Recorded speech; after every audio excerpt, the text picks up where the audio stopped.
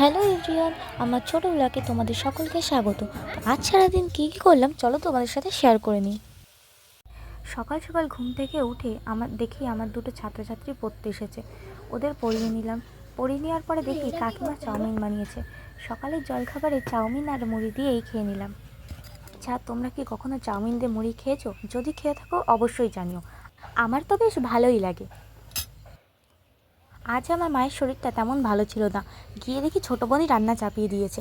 সেই দেখে আমিও একটু সাহায্য করতে চলে গেছিলাম। তোমরা দেখতে থাকো আমি আজ কী রান্না করলাম। প্রথমেই মুসুর ডাল সেদ্ধ হওয়ার জন্য বসিয়ে দিয়েছিলাম। ডাল রান্নার সময় পরের ক্লিপটা নিতে একদম ভুলেই গেছিলাম। তারপরে আমরা থোর ভাজা করে নিয়েছিলাম।